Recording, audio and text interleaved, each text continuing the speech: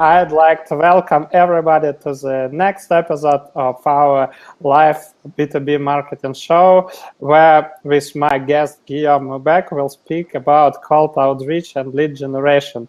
Guillaume actually is the founder of Lemlist, is a co-author of a B2B growth ebook that we launched 2 weeks ago on Product Hunt, and is a speaker of B2B marketing conference that will host on the 3rd of November in Valencia, Spain. So I'll tell a bit more about the conference in the end of our live chat. But let's back to our core topic. So together with Guillaume, we'll speak about a topic of his guide where he wrote awesome step-by-step process how to warm up leads and actually generate high quality leads from cold outreach. And it would be our core topic for today's episode. Guillaume, thanks for joining me. Yeah, thank you, Andre, for having me here. Really happy to be with everyone, and hopefully I'll meet some of you in Valencia whenever we go there for the conference in next November. Let's start with a short introduction. Who you are and what you do. Just let's share with our listeners. Okay, so I'm a co-founder and CEO of a company called Lemlist. So we're an email automation platform that allows to insert personalized images and videos directly into your email, which ultimately increases the reply rate of your prospect and allow you basically to build a warmer relationship. I'm currently in Paris, in Station F, which is one of the biggest worldwide campus in the world. So really happy to be here. I've been working in the lead generation industry for quite a while now. So basically, I'm good with automation, cold outreach, and all things related to B2B acquisition. Great, thanks for introduction. Recently, we launched together with you and other B2B marketers an ebook about B2B marketing, where your guide was about exactly automating lead generation. So the most recurring question I have got after that launch was how legit is to scrape emails and automate outreach in the GDPR era. Your thoughts on it? Yeah, that's actually like an excellent question. I think GDPR has been like one of the main topics we've all faced around the last months. I think everyone has his inbox filled with people updating their privacy policy for GDPR. Something that people don't actually know or noticed is that in GDPR there is like an article called article number 47, where basically you are allowed to reach out to people whenever you have a legitimate interest in doing this. So that's kind of, there are like a few gray areas in the GDPR. And from our concern and from what we've checked with our lawyers and so on, it's basically like GDPR is just trying to regulate people who were really spamming, like sending thousands or hundreds of thousands of emails per day or millions of emails per day, to unsolicited emails. But in essence, like the goal of GDPR is not to kill SMEs. To give you a bit of background, actually, like in France, we used to have like same regulation, and it has been around for like 20 years. It's called CNIL, which is basically a regulation around data and so on. And basically what they did with GDPR is they even wrote like an official press release saying that GDPR was not there to kill like small businesses, just to remind everyone that GDPR in essence was created because like you have like companies such as Google, Amazon, Facebook, and so on, who are using our data and not paying any taxes, like in Europe. So European Union was a bit unhappy with it, and GDPR kind of allowed them, like to get some more money. But in the end, I think like it's also like, even though I can imagine for a lot of founders that it can be like a pain, we are in the SaaS industry. So for us, like data is important, and we really care about our user and the privacy. But still, like for some founders, it can be like really a pain to think about like all the different steps and so on. But I think I would like, to reassure everyone. And I would say that as long as you're not like one of the biggest companies, so if you're starting your company, for example, even though you get people complaining, saying that, hey, your email was not GDPR compliant or whatever, I don't think you risk anything. Like CNIL, they were doing the same job as GDPR, and they have like tens of thousands of complaints against Facebook, against Google, again like those companies. So they'd rather go after the big guys rather than the small guys. I mean, they have like limited resources, so that's kind of the overall situation. So one, it's like on the GDPR, you have an article which says that if you have a legitimate interest to reach out to someone, you can. So basically, if you're doing in B2B, I would say that you can continue with absolutely no risk to do like just put like normal things, you know, like put an opt-out link, personalize as much as you can, and you're good to go, you know. And two, it's basically like let's face it, you know, like GDPR, they're not going to go after companies who are making less than 100 million in ARR. I mean, it's yeah. Thanks a lot for your thoughts. And as for me, actually, the situation with GDPR is something similar to like mass history. So it's the same like what's happened to Bitcoin. So when Bitcoin actually drastically decreased its value, so the all that crypto investors who just dropped lots of content of posts what to do, will that Bitcoin grow anymore and something else. So actually it's something similar. Everybody, I was really surprised by the quantity of emails during last week about new terms of use. So nobody actually didn't care about that terms of use before. Nobody told you that they are collecting your data, so they are using Clearbit, or they are using Vupra or HIP or Mixpanel or another analytics, and track every your action, every your link, every your click on website. And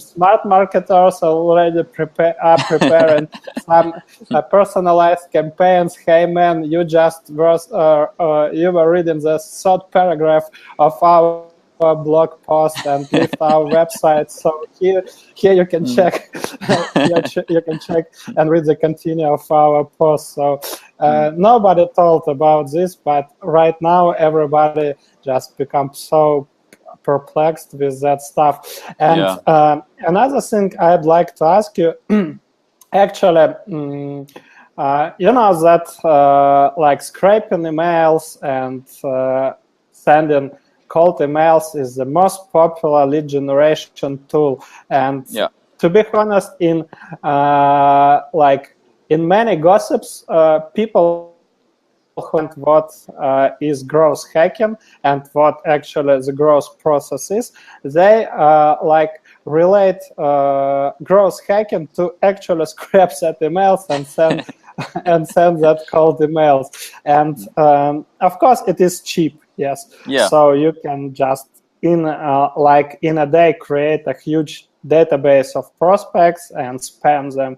Like I receive every day dozens of emails. I am like a guy from that country and we are doing such stuff. Would you like to speak with me?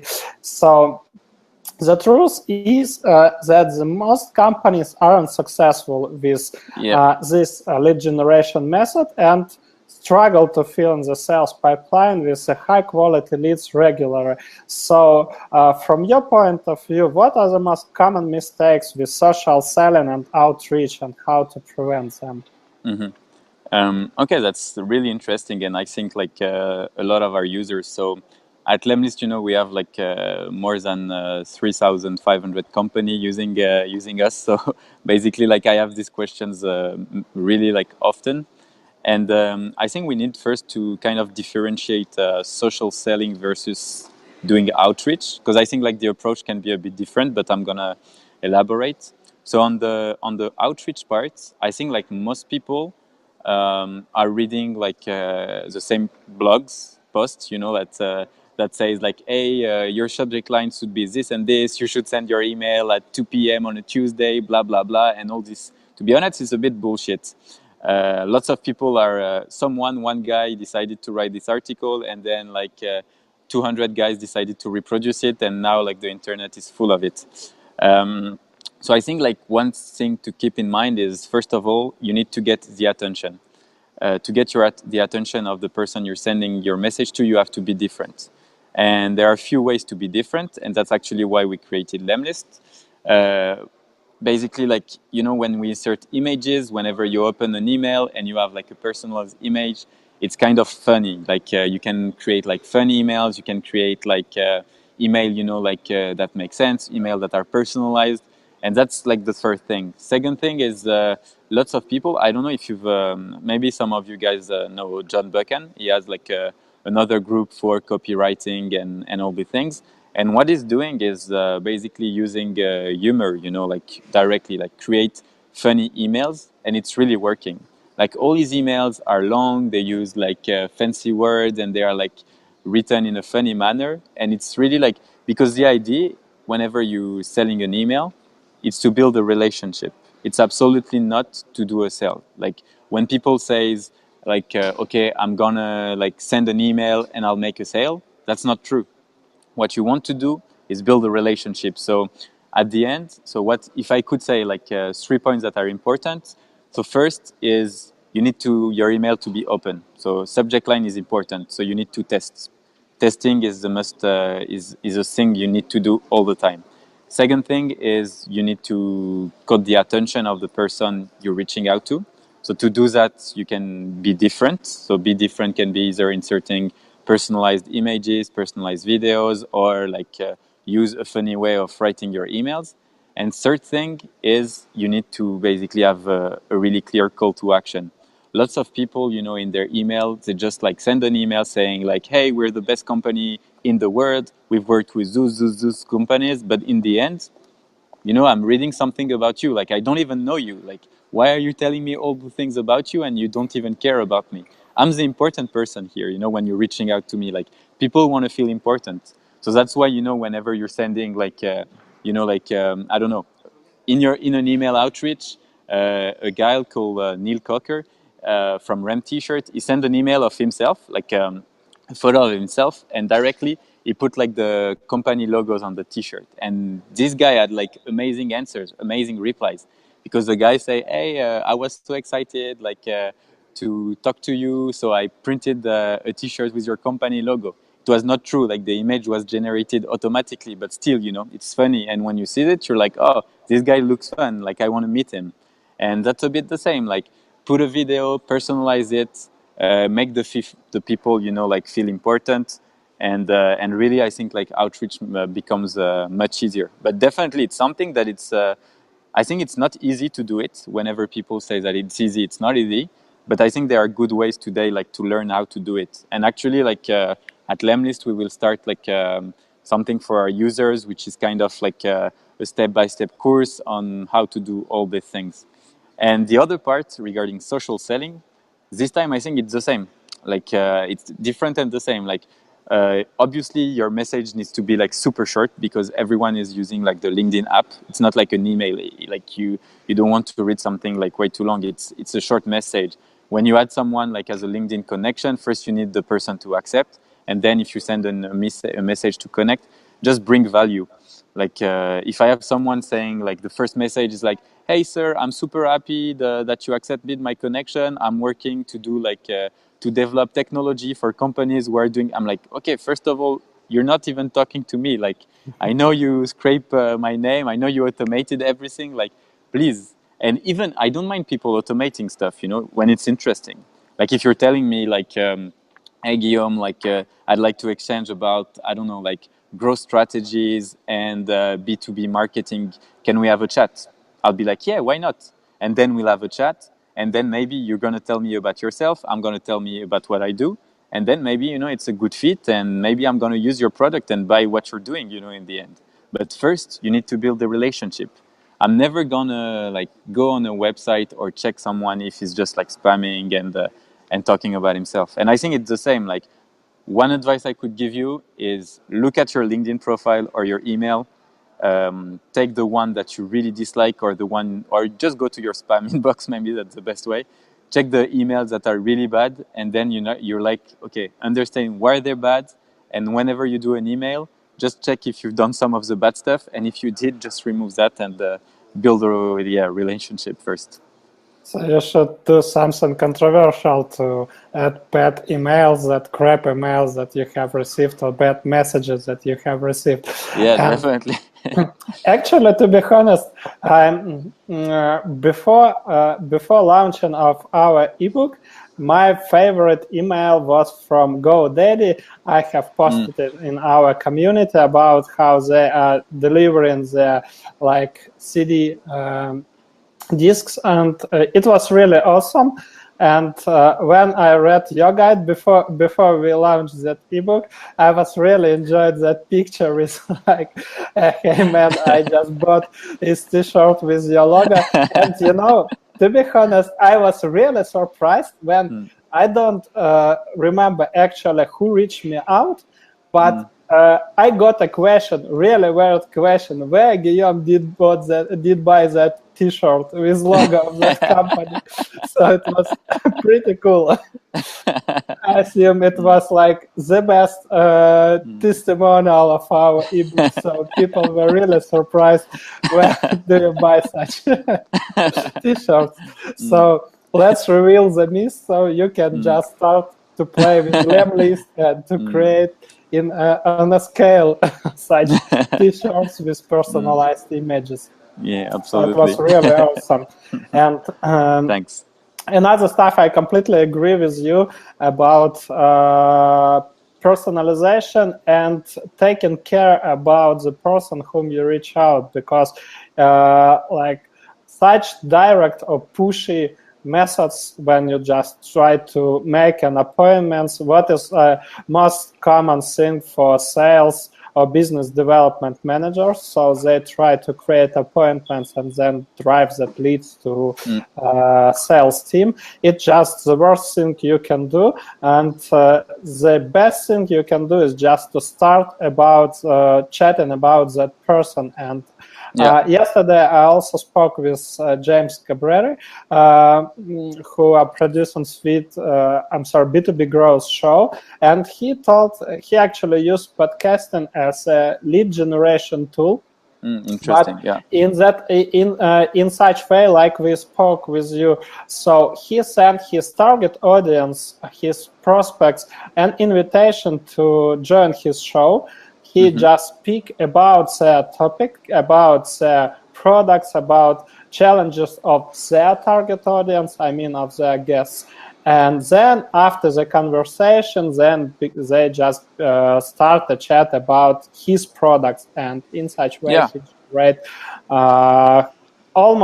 he told almost 80% of his current customers were generated such way. So it's pretty cool. So I just want to recap these things. So always think about your target person, and when you send cold emails or cold messages on LinkedIn, on Facebook, or any other platform you'll use. So think about that person, about their needs, challenges, and why they should even just take a look at your message. Yeah, definitely. So from your experience, as we speak about cold outreach and for cold emails, or like for cold messages, doesn't matter, what works well as conversation opener? What should you learn about target account or persona before reaching out from your experience? Yeah, I think it's a really good question.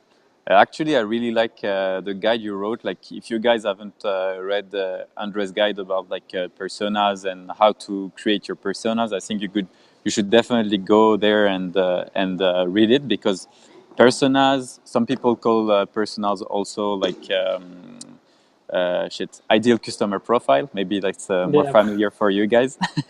But basically, it's like essential.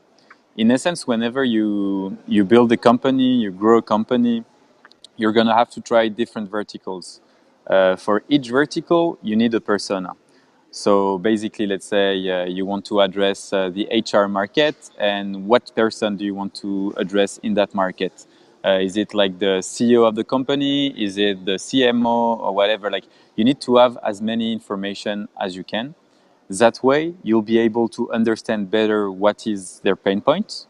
And if you understand the pain point, you can just try to bring value to them, and that way you have a hook. If you like, the best way would be to ask a question. Like, for example, are you struggling to qualify leads? Are you struggling to reach out to people? Are you struggling to put your product out there? All these things are actually like essential. And once you have a persona and once you have like all the details you need on one specific person, you can put so much personalization in your email that the person would feel like you're actually talking directly to him or her. Great, thanks a lot. Thanks for your thoughts. And actually, any ideas or maybe good examples what can be used as conversation opener? What just one example you already gave, it was like, let's chat about B2B marketing if somebody reached you out. But for example, in your case, for example, when you generate leads for Lemlist, what is a good conversation opener?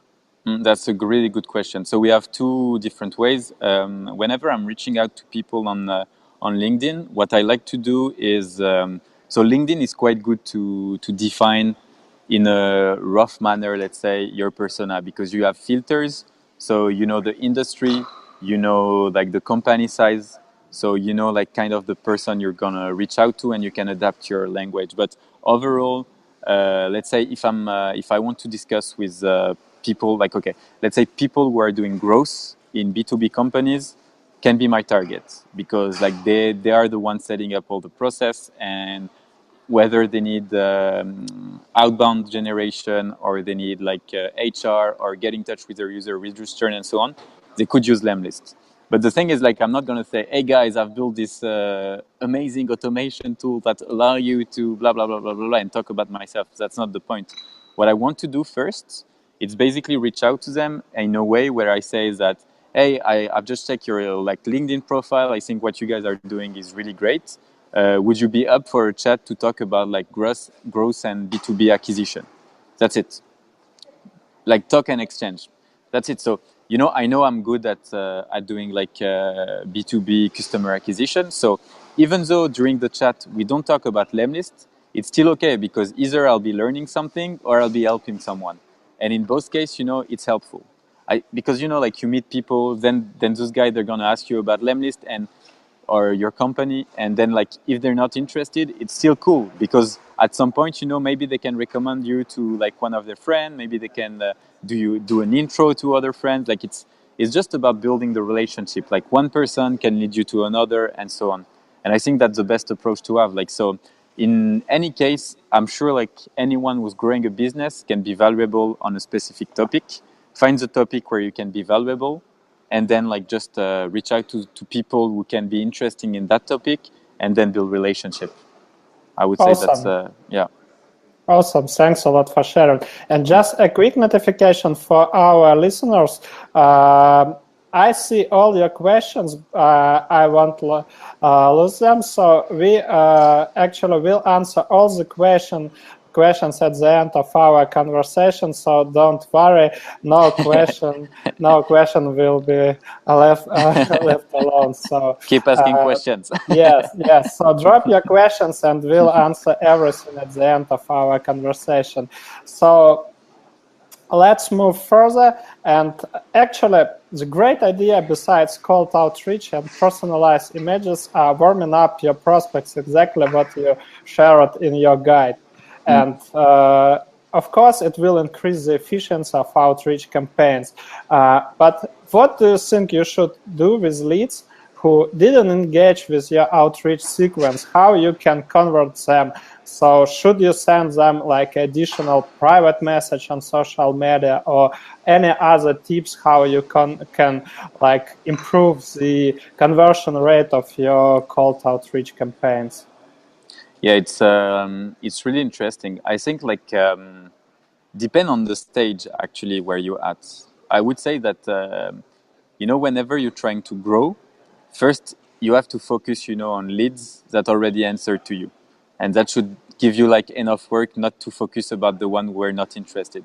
Like I believe that if you were on there like on three channels, like on three different channels, like Twitter, LinkedIn, and email, if you didn't get an answer from them, it would depend. Like, okay, so it would depend kind of the case. Let's say like you've connected with them on LinkedIn, they never answered. You've connected with them on Twitter, they never follow you back. You've sent them an email, and they've opened your email, but they've never done anything. So in that case, if they've opened your email, to me, it's already like a sign that they might be interested. At least they know about you, they've read your content. And what you have to keep in mind is that even though we're living in a, let's say, like digital era, there is still a lot of people, who don't like emails. They just like someone to call them. And I would say that cold calling can be also like a really good way, to basically reach out to your audience and convert some people. I think that's something you can add actually to, a proper sales process. And otherwise, you could think about creating a custom audience of people who didn't engage. You take a tool, for example, like DuckSoup or whatever, to get their personalized email address.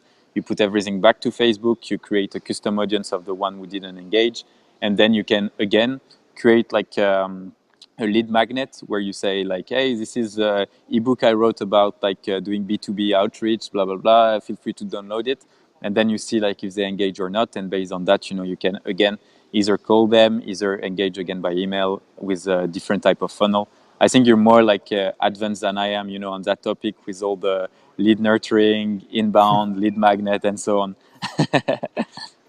Thanks a lot. And actually, thanks a lot for ideas. I completely agree with you. So it actually, the biggest mistake when company stop to engage with that leads, because definitely you can reach them out on LinkedIn once more with personalized ads. You can just place them to a Facebook, upload this audience to Facebook and create a personalized ad just with retargeting them with your lead magnet, nurturing them the proper way. You can use a quiz or self-assessment, so to show the problems or the challenges, or to point out to the problems of your target audience. And then you can, with a proper lead nurturing sequence, you can apply lead scoring, and then if you'll see a lead actually how Perry Marshall calls this process, wrecks the shotgun. So if the lead is ready, if he just has any interest in your product, you can start your new that sequence that you have created before about your product. So this really works, and everybody should leverage the audience they have already built. Yeah, so, definitely. Let's go to the next question, and next question is: in case if there are several decision makers in one account, whom you recommend to engage first, or with all of them at the same time, if you just, for example, if you are starting call outreach campaign? Yeah, so that's actually really interesting. What I would do actually is engage to a few of them, maybe 2 to 3 people. I'm not saying to engage with all the company and spam all the company, of course not. But the thing is sometimes it's difficult, to basically engage or find the decision maker. But what you can work on is basically what we call the network effect. So by basically sending a message to 3% from the company, they might discuss about you. You don't have to mention that you've reached out to each of them.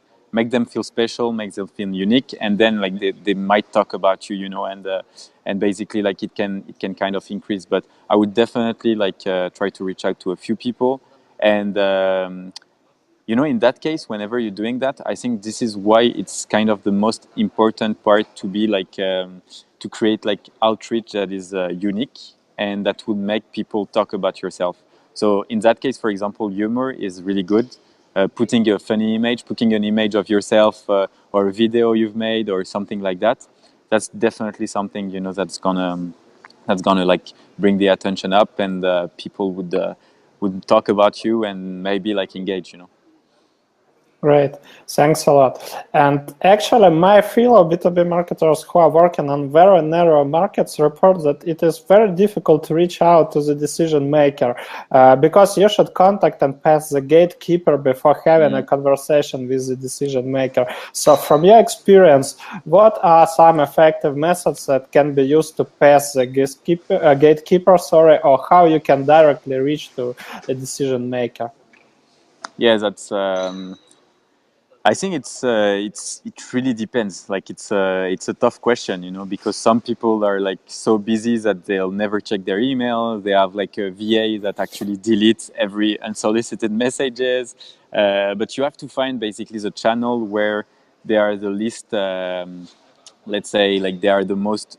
Like I would say that maybe like LinkedIn combine networks. I mean, combine like LinkedIn, Twitter, and email.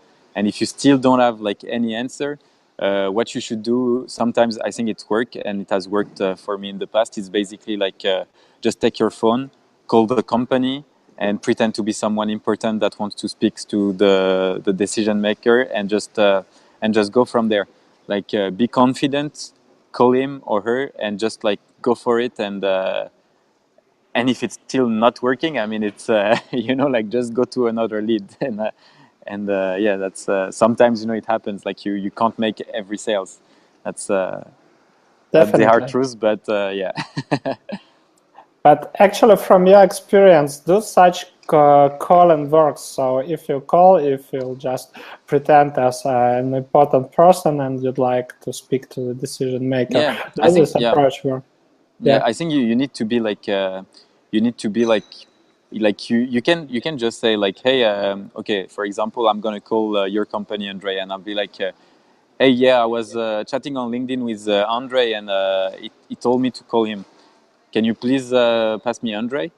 And then the girl or the woman or the guy would be at the reception, would be like, well, yeah, sorry, who are you again? And then you just say like, you just say your name, like you say first name, last name, like, okay, I'm Guillaume Moubeche. And then they'll be like, oh, you know, if you say that and you don't even say where you're working, you know, you just say like first name, last name, you know, because if you just say that, the guy's gonna think you're important, you know, like it's like you don't give your company name, so people must know it, you know, just based on your name. And it can work. Sometimes it doesn't, and the guy is like, "What's your company again?" No, I'm sorry, it doesn't know you. But you know, like I mean, it's part of the game. You know, you have to you have to Awesome. test it. Awesome.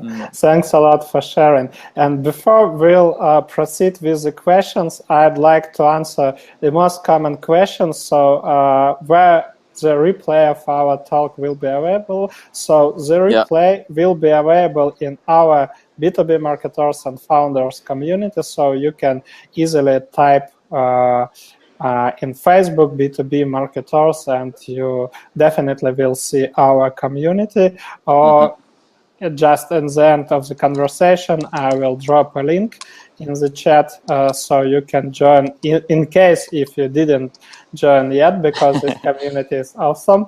And another quick announcement. So as I told in the early beginning of our conversation, on the 3rd of November with Guillaume and with other guys from our B2B marketers and founders community, with actually Ricardo Gikira, with Uri Zamborsky, with Gilles de Klerk, with Stafford Pont, with Carol Karafiat, with Andrei Gavrikov will host a B2B marketing conference in Valencia. So if you are interested, we don't have a landing page with all the stuff, but Coming soon. yeah, coming soon, probably tomorrow or the early beginning of the next week.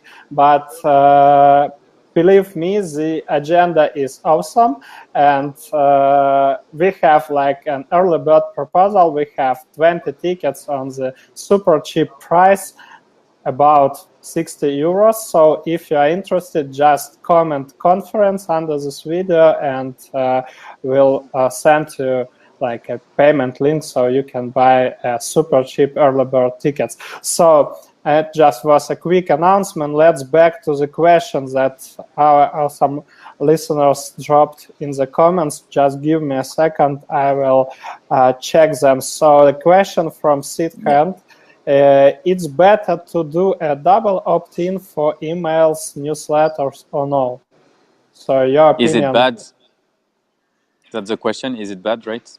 Actually, he asks, is it better to use a double opt-in? Okay. But from my point of view, I'll answer this question. When you do cold outreach campaign, so double opt-in doesn't matter at all, because you already got emails, you already sent campaigns, and so nobody that's why this lead generation method is called as cold outreach, because nobody has subscribed to get your emails. And as for newsletters, I will answer this question because I'm running newsletters since 2013, so around 5 years.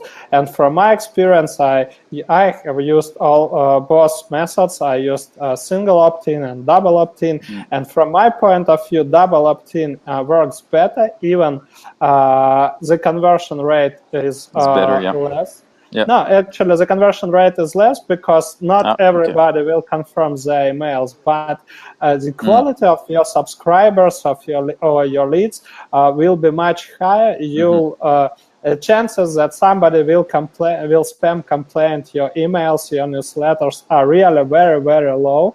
And with a double opt-in, person really shows interest in your content. That's why I recommend to use double opt-in. Just one question, Andre. So basically, you're telling that the people who have double opt-in would convert better, right? Yeah, and they will convert better. Yeah. From my experience, those people who has confirmed their email, who just told, of course, I don't say that you should use like a standard email, please confirm your subscription. It's just awful. I have some tips how you can optimize this confirmation email. And in my case, I use like a survey instead of just simply asking confirm your email. I also ask about current challenges, so I involve a new subscriber into conversation, and in the same time I gather available feedback from my market about their marketing challenges, so which helps me to adapt content strategy to their needs.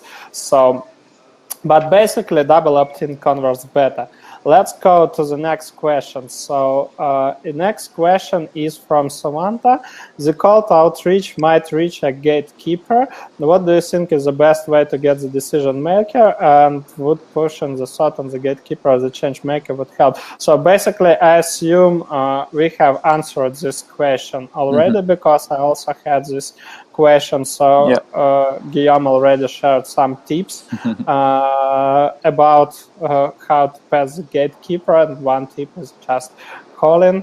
Calling or sending like basically the email to several persons, and or another actually idea I had, it's basically like on LinkedIn you could even reach out to the decision maker by having an intro.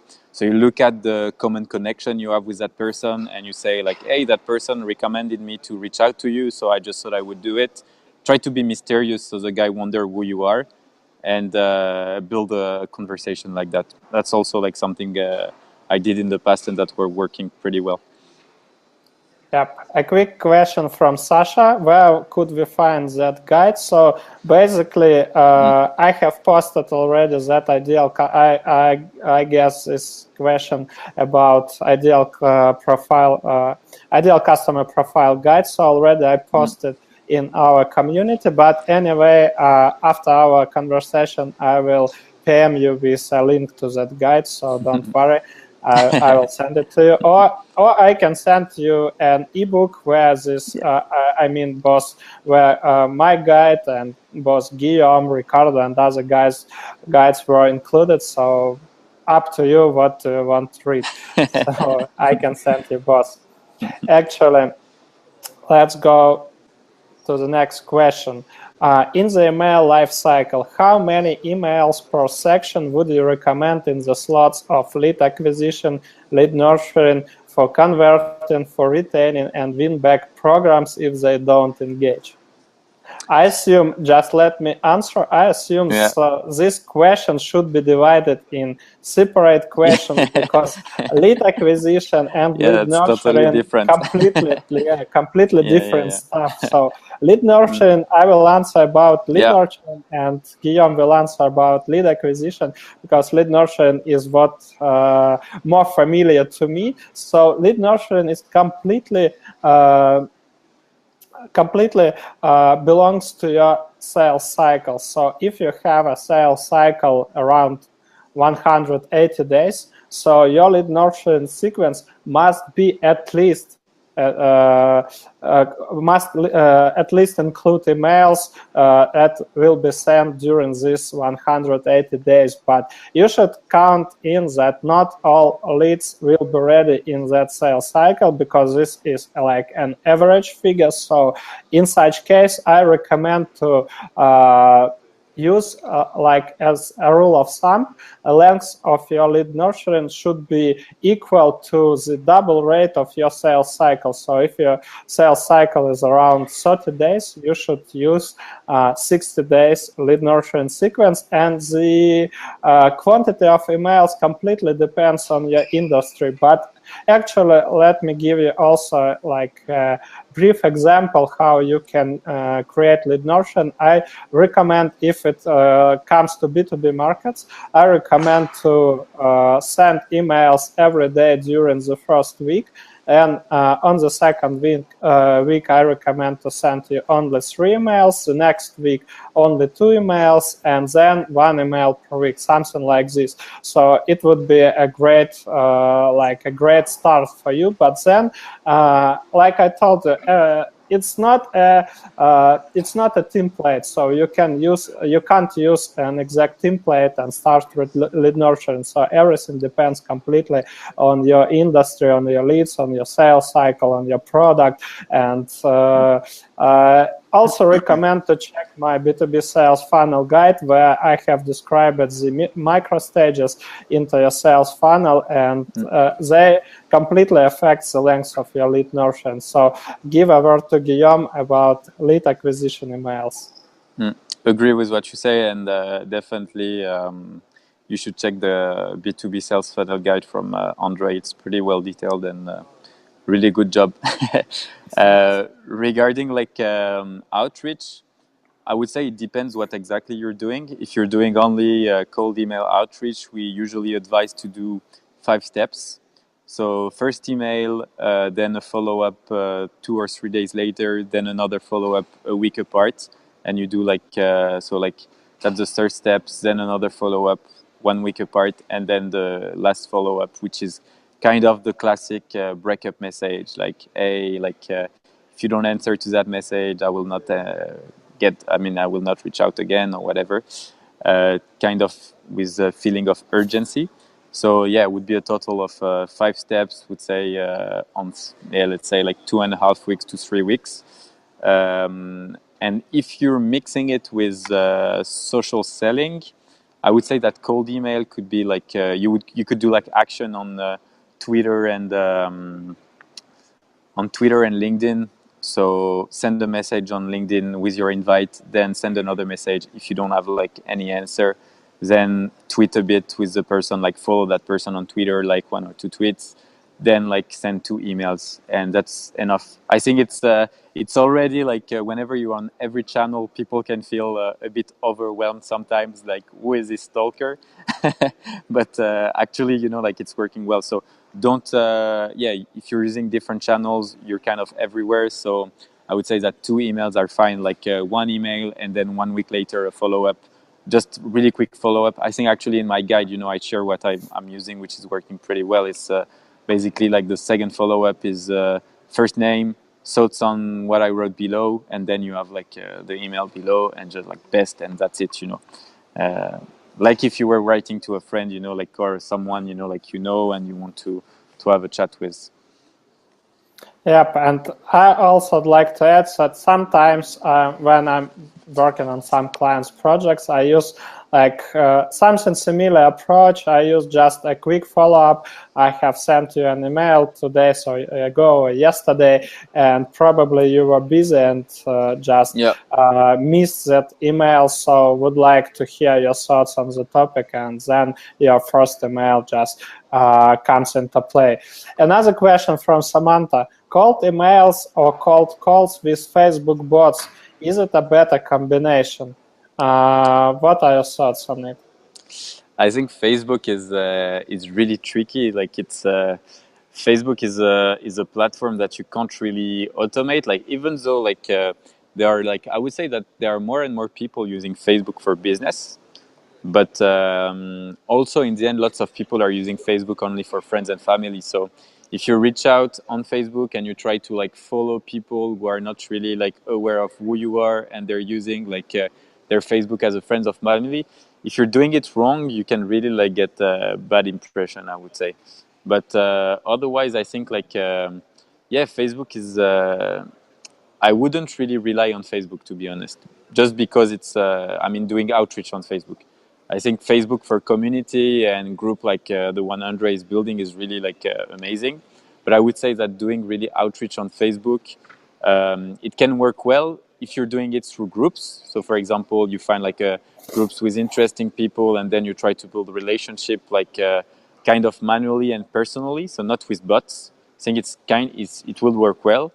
But otherwise, I wouldn't really go that way. But that's maybe it depends on business. Maybe Samantha, you're having experience about that, and you have great results. So would love to share.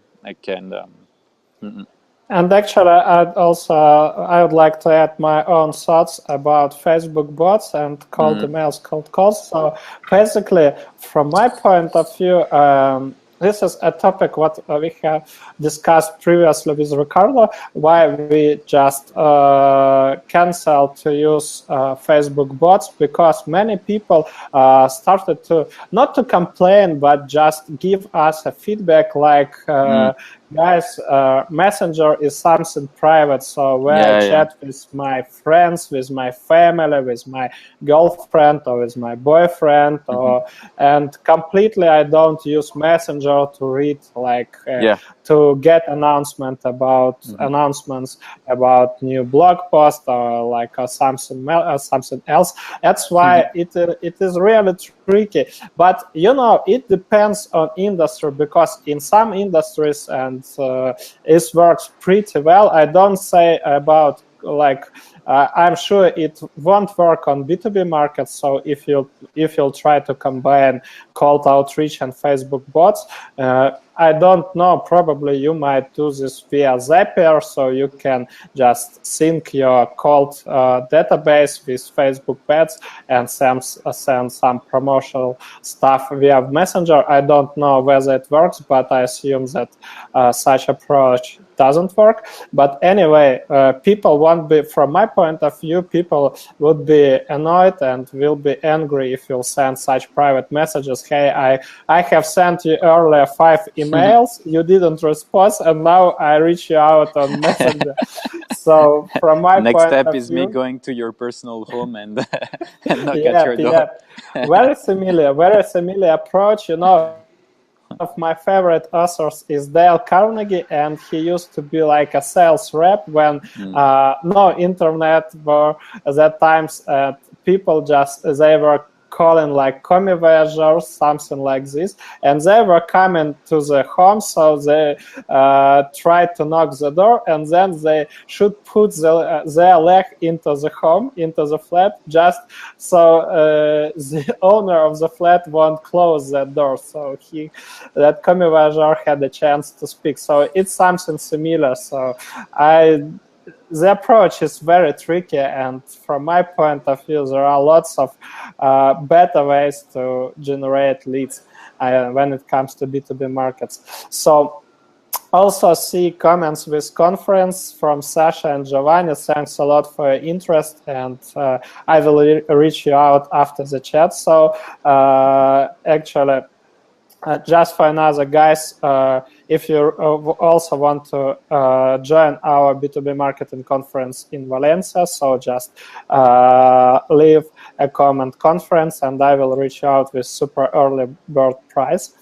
And the next question is from Uri. What about getting in touch with prospects via Facebook and getting their personal emails to build a custom audience? I mean, those you have already got even connected via LinkedIn, followed on Twitter, and I assume we have answered this question already. So we told that you can use this. You can use this method. You can use this approach because in such case you don't stop with lead generation. You continuously engage with your prospects, with your target accounts. Another question is from Sasha regarding newsletters. Would you also recommend to use humor? Is it better to keep it short or informative? Should you call to action in the newsletter? Better not. Thank you. So it's actually newsletters is not a topic of our today's conversation, but anyway, what are your thoughts, Guillaume, on it? Yeah, I think like to be honest, I would say that it's every time like the same. Like you need to be different from what everyone else is doing. Otherwise, your newsletter is gonna be buried under the 2,000 newsletter we receive every day about like people talking about themselves. Not like if you put a little bit of humor, like you're gonna have people, you know, who will be looking, you know, forward to. It can be either humor or either personal, like where whenever you're sharing like a story about your team, yourself, you need to be human. So human can be like humor, it can be like just put some feelings, you know, in it. If it's only like business related, you know, it's in the end it's not working.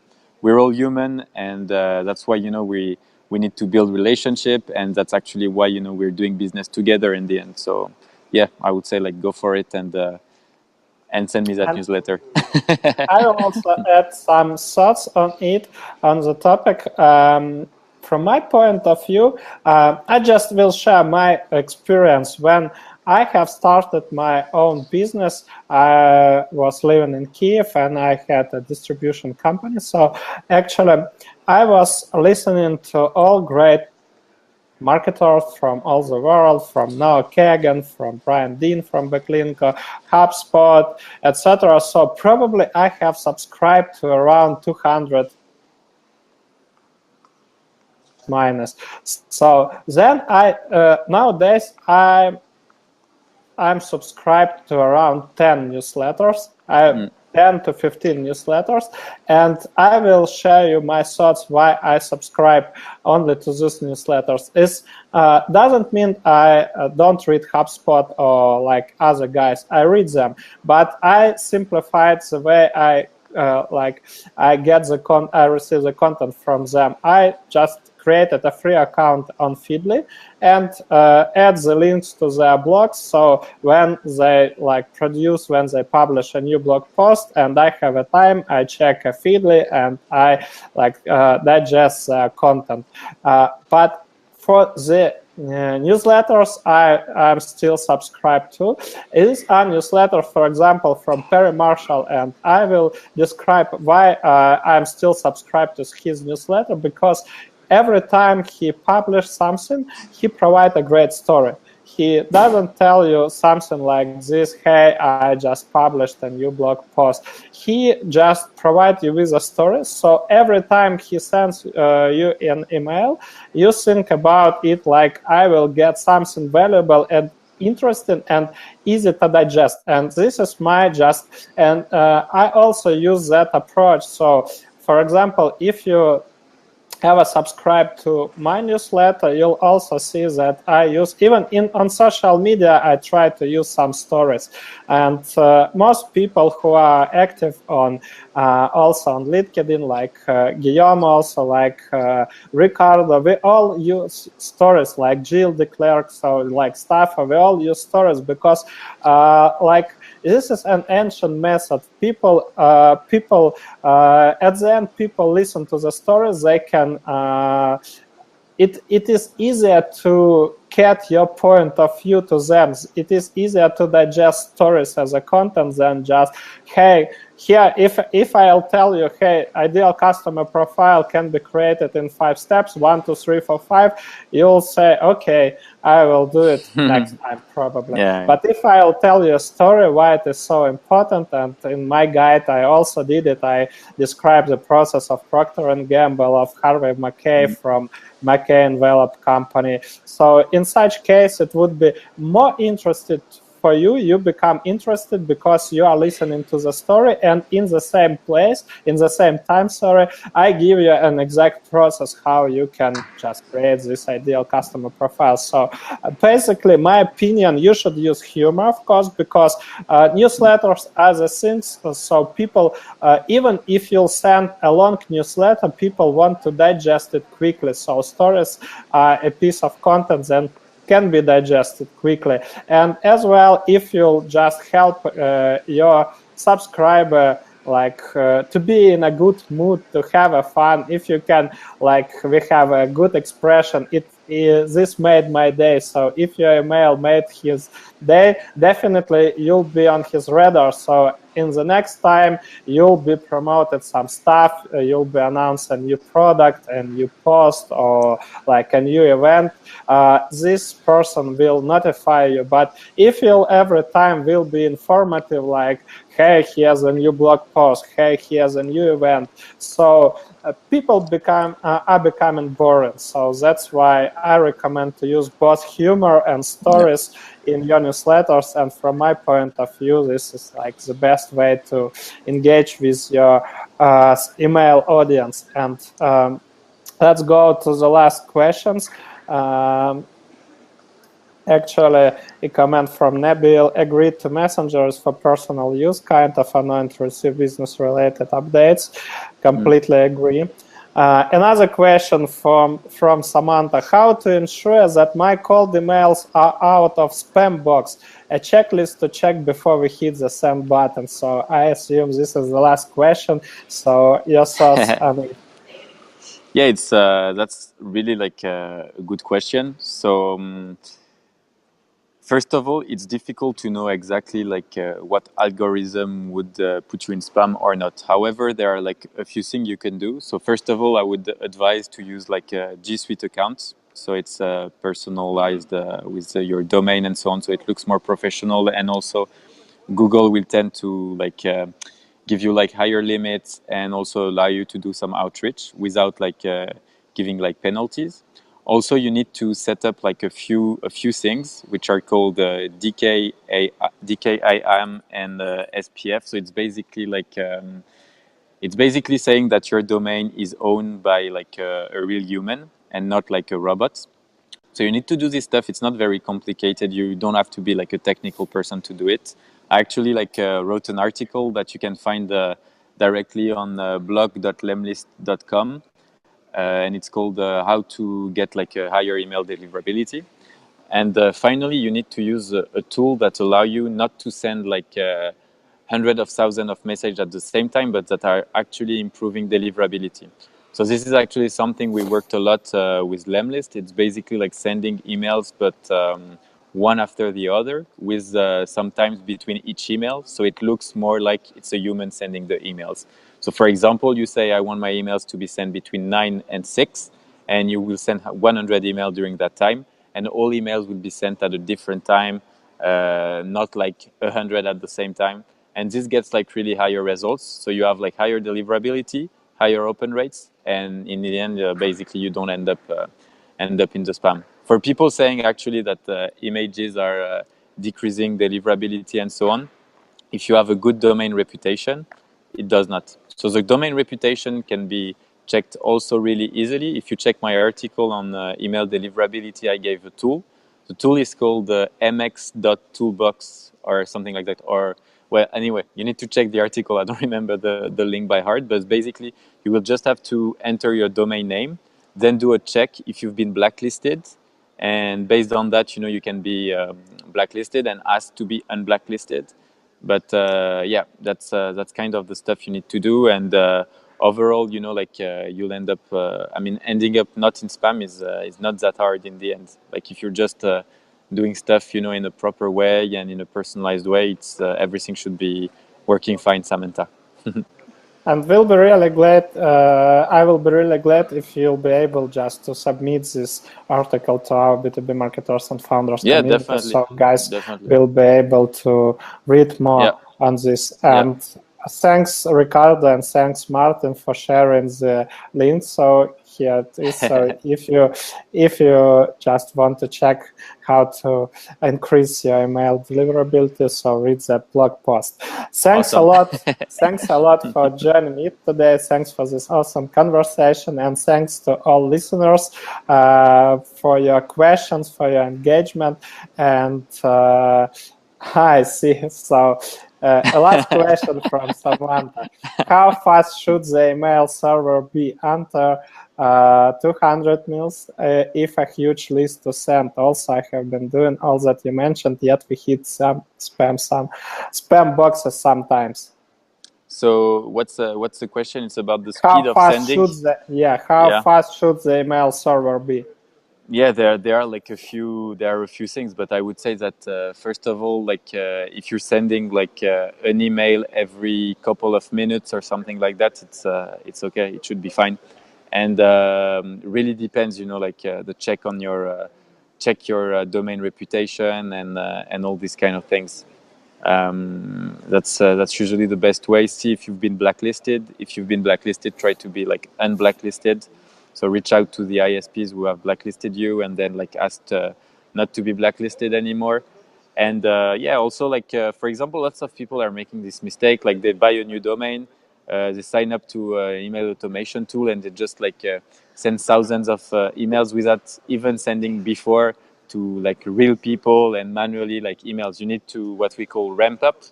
So it's start sending like 10 emails per day the first week manually to like your friends or colleagues or whatever. Then the second week like 50 and so on, and you can increase. And once your inbox is kind of warm, now you can use it for doing proper outreach. Thanks a lot. And Yeah. as I see, this is last question. So thanks a lot for joining me today. Yeah, And thank you, thanks Andre. for this awesome conversation. So once more, the replay will be available in our B2B marketers and founders community. So join Awesome. us. And thanks a lot for everybody listening us today and joining, dropping your questions. See you in the next episode, and probably the next episode will be hosted by Ricardo. He will speak with the Q founders, so stay tuned and see you. Bye. Yeah. Bye, everyone. Hope to see you during the conference. Yeah. Bye.